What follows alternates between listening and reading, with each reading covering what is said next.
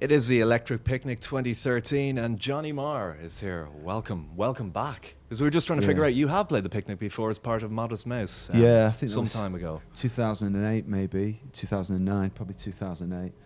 Yeah, I've been looking forward to be coming back. And you're back with your own album now this Yeah. time as well. Which, I mean, in one sense, does that mean a whole lot more to you? The Messenger, it's the Messenger tour, I guess, is part of it. I think it does mean more, really. Although, whatever band I've been in means the sun and moon and everything to me at the time.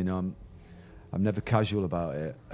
But compared to your own thing, when it's your own words and you're fronting it and people are coming to see you perform with your band, it feels a bit more significant. Yeah. Yeah, because you've done Johnny Marr and the Healers, but Yeah. I get from some of the stuff that I've read, your quotes and things, I kind of get the impression this means a little bit more to you, does it? Yeah, it does. Not that the Healers was casual either, but now I think with this record, I was aware that I was representing myself really, my ideas lyrically and my which means how I see the world, and with the Healers, I was always thinking like a gang, like a there was three other guys, whereas on this it's all me, but. And I like having my own band. I mean, I have to have a band to do what I do because the sort of music I want to play. And, unless I go out on my own doing acoustic, which I can't really see in the near future, the band is very important. But, what people are coming to see is where I'm at in my life now, sort of on my musical sort of journey, so to speak. So, yeah, it feels more like me doing my thing. Do you ever get used to being Johnny Marr, the guy that's name-checked by lots of really, really famous bands like Oasis, Stone Roses, and so many others? Does that ever become just, that's just normal? I don't really analyse it too much other than to just feel very lucky, and very grateful. The main thing is that, believe it or not, to me, it doesn't seem that long ago since I was since I was unheard. Pre-Smith's days when I was a teenager and 17, 18, and I just really wanted to be heard, mostly by people of my own age, and I wanted them to think that what I was doing was cool. And even though it is a long time ago, in terms of what you're asking, I just always compare it to that, so to be name-checked and as an inspiration to anybody is really the highest accolade you can have. I always knew that anyway. But particularly when it's people you respect, other musicians, yeah, it's amazing. But and I leave it at that. I don't analyse it. You get asked some very kind of deep questions about that stuff, and I don't think it can be analysed. You just, other than you work really hard and you hope it clicks with people, and you're very, very lucky to be cited as an influence by other musicians. It's an amazing thing. When you look back at electronic is one thing that always it was a big change, and for me as a teenager when I heard you making particularly the first album, it was a really kind of wow, that's really different. Is that a very fun part of your career? Because it seemed like you were having a good laugh making that music. Yeah, well, it's a funny one really, because everything I've done's always had a certain kind of intensity to it, because on the one hand, it was very liberating and very freeing to be working with me and Bernard Sumner, because he wanted to break through of the confines of New Order, and I just left the Smiths, so we found each other, and that was liberating. And also what was great about electronic was that it happened at a time when there was a musical revolution in our town that we were very much a very big part of, particularly Bernard, because he owned the Hacienda and was in New Order. So that was a very freeing aspect to it. But in the back of our minds, you are ex-Smiths and ex-Joy Division. So, there's, at the same time as it being an uplifting thing, there's a lot of pressure on us to do something well, and luckily that first album was hit the mark. A lot of people liked it at the time. We had a couple of hits, but it's never a holiday. What I do is there's always to be honest, in my personal life, it always feels like there's a lot at stake, because I think, you know, when you go to bed at night, you know whether you're doing well. I don't mean in terms of the charts, but whether you're playing and writing, you know when you're playing and you're writing and singing well, and if you're not, you don't sleep well at night. So that's one of the reasons why I don't pay too much attention to critics, because sometimes you can be, you know, you can be revered and you don't think you're doing so well, and other times, you know, people can be saying, "Oh, I don't really like that," and you feel you're on the mark. So you have to just go by your own internal thing. So electronic was to answer your question, it was a great liberating time, and I was still very young. But I felt there was a lot at stake, and I felt like I needed to write some hits, to be honest, because you know, coming out of the Smiths, your new thing, it was going to be judged. You know, luckily, people liked it, and we had some hits. You talk about you mentioned critics there. Critics more often than not, have baggage. Do you find that you've got baggage, and I'm not necessarily using that in the negative sense that I just did a minute ago, from the past? Like, does that kind of weigh in your mind a little bit when you're writing material? It is. You can't really have. I'm sort of fairly philosophical about it, because the bottom line is that in my life, so many people say to me that they love the music. You know, they love the music of the Smiths particularly, and they really connect with it. I mean, that's a great thing. It's a really great thing. If, you know, no one wants to be defined and put into a bag that you have to sort of, you know, conform to.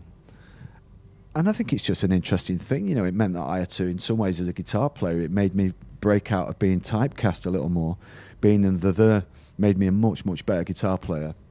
So I'm a quite positive person, really. So I go, well, okay, well, there's my guitar playing in the Smiths, and I added to it by being in the, and then I really added to it being in Modest Mouse, because I had to play in find things in myself to that were very interesting as a guitar player, and what I'm doing now. So it's all just adding and hopefully making myself a better musician. So I don't see it as baggage, I just see it as part of a journey. I mean, with me, the thing was that the band that I was in first got very, very big, but we're also very loved. You can't complain about having been in a band that people love. I mean, you just be, you know, you're very lucky to have been in one band that's loved, let alone a bunch, you know. You strike me as somebody that doesn't want to, you know, rest on your creative laurels, because if you look at the different bands you've been in, they've all been significantly different enough. Is that something that's important to you, to kind of keep moving? Yeah. I mean, I suppose I like things to not be too easy, you know, I just like doing things that I think are cool. You know, I thought all the bands I've been in at full time have been dead cool. And therefore, you know, I assume that people who like what I do and who get me and who like my music and who want to follow me and my life, that they're kind of like me as well.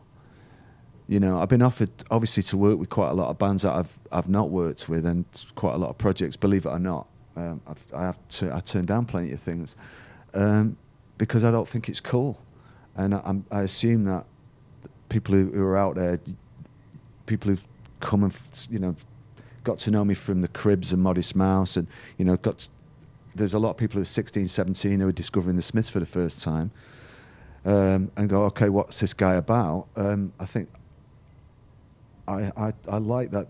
I'd like to think that they think that I make choices that are cool.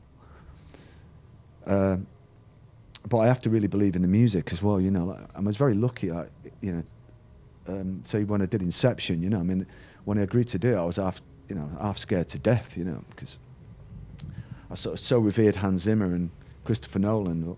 You have to take a little bit of a leap sometimes, and you have to be a bit daring, you know. When I did this record, when I did The Messenger, a couple of people around me, when I said, "Oh, like, listen, hey, next thing I do is I'm gonna do my own record." My management and a couple of my friends looked at me like, "Are you really sure you really want to do this?" You know.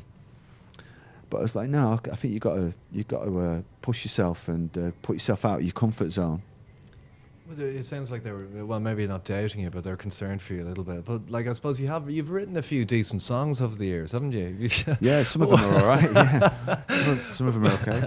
Well, are there any particular times or any particular albums or songs? I know it's a kind of a tough thing to answer, but like, are there any particular ones that you're really, really fond of that you've written or you've worked with or you've been involved with? Well, the Modest Mouse album I really love because from an artistic point of view, I can listen to it and I can't really pinpoint where it all came from, which is a great thing. You know what I mean? If you made it and you go, how did we come up with that? And also the lyrics, Isaac Brock's words, I think are so, for me, for my taste, are so entertaining. You know, some of the verses and stuff he's got going on that record, they work on so many levels. So I love the Modest Mouse record, and the second Pet Shop Boys album, I only played on a few tracks on that. I was very proud of my work on that, and I've always loved Dusk by the and then pretty much everything the Smiths ever did. You know, he's like such a big part of my DNA. It's like my own fingerprint. You know, I mean, it's such a big part of my life, and meant so much back then. This new one, making this record last year, felt like something was going on in my life, you know. I think maybe that's why people have clicked with it so much, because it was everything in my life went on hold to make The Messenger, everything. So yeah, I think those ones I've mentioned are the ones that stand out. I'm glad that Electronic had some hits, and that's always nice. It's all been pretty good, actually, now I look back on it. It's all been good. I mean, the Cribs record was a lot of fun too, you know. I mean, I think that's Ignore the Ignorance, a really good album. So yeah, I think one of the things that when I've joined other people's band is that I think I kind of go the extra yard or whatever to try and make. I like to think that we're working on a great record, and I, you know, have a lot of sleepless nights and do a lot of work on it to make it, hopefully, bring another quality to it. Usually in my guitar playing, but also in the way the band is run and the way we think and all of that. So those bands that I've joined full time, I do feel like they were never casual. They've all got all those records have got a big part of my life in them, you know. I feel like sometimes I have to point that out, because I can see from the outside how people might go, oh, it's dead easy, he just joins that band and he plays a bit and he joins that one. Well, I don't really.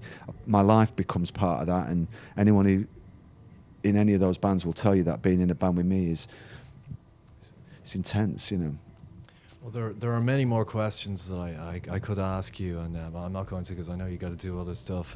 But The Messenger is where you are now. Yeah. Your guy always keeps us guessing, and I'm guessing that's not going to change. So. Right. Yeah. But look, it's great to meet you, and great to see you back at the Electric Picnic. Thanks Dan. a It's million. nice to be here. Yeah. It's been good to see you. Yeah.